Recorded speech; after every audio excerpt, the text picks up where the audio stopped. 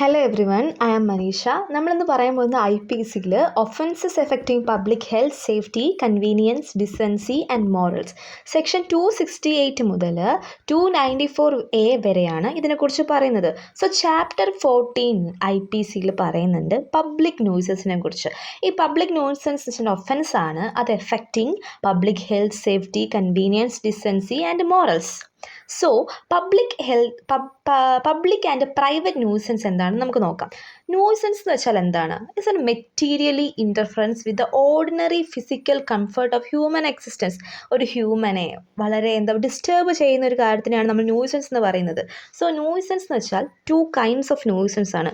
Public ന്യൂസൻസും ഉണ്ട്, private ന്യൂസൻസും ഉണ്ട്. So public nuisance എന്ന് വെച്ചാൽ എന്താണ്? ഒരു കോമൺ ന്യൂസൻസ് ആണ്, അല്ലെങ്കിൽ which affect the public and it is annoyance to all citizens. എല്ലാ സിറ്റിസൺസിനെയും എഫക്റ്റ് ചെയ്യുന്നതിനെയാണ് നമ്മൾ പബ്ലിക് ന്യൂസൻസ് എന്ന് പറയുന്നത്.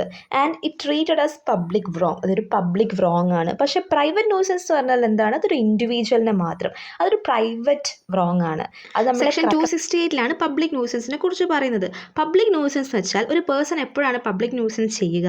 അയാൾ ഗിൽറ്റി ആയിരിക്കണം, ഒരു ആക്ട് കൊണ്ട് ഗിൽറ്റി ആയിരിക്കണം, അല്ലെങ്കിൽ ഒരു ഇല്ലീഗൽ ഒമിഷൻ ചെയ്യണം. അതെന്തായിരിക്കണം? ഒരു കോമൺ ഇൻജുറി അല്ലെങ്കിൽ ഡേഞ്ചർ ഉണ്ടാകണം ഒരു പബ്ലിക്കിനെതിരെയായിട്ട്, അല്ലെങ്കിൽ കുറേ പേഴ്സൺസിന് എഗെയിൻസ്റ്റ് ആയിട്ട്.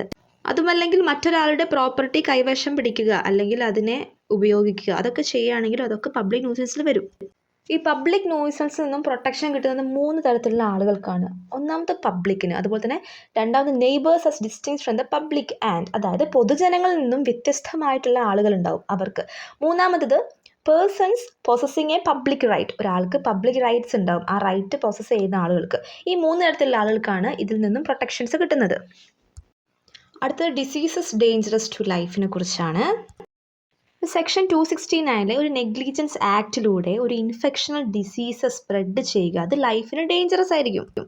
ഒരാൾ അറിഞ്ഞുകൊണ്ട് അൺലോഫുള്ളി അല്ലെങ്കിൽ നെഗ്ലിജൻ്റ്ലി ഒരു ആക്ട് ചെയ്യുക, അതിലൂടെ ഒരു ഡിസീസ് സ്പ്രെഡ് ചെയ്യുക.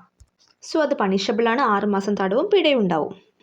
സെക്ഷൻ 270 പറയുന്നത് സെയിം തന്നെയാണ്, 269 പറഞ്ഞ പോലെ തന്നെയാണ്. പക്ഷേ ഇവിടെ എന്താണ്? മാലിഗ്നൻ്റ് ആക്ട് കാരണമാണ്, ഒരു മാരകമായ പ്രവൃത്തി കാരണം ഒരു ഇൻഫെക്ഷൻ ഡിസീസ് സ്പ്രെഡ് ആവുക. അതിൻ്റെ പണിഷ്മെൻ്റ് എന്ന് വെച്ചാൽ 2 years, അതുപോലെ തന്നെ ഫൈൻ, അല്ലെങ്കിൽ ഇത് രണ്ടും.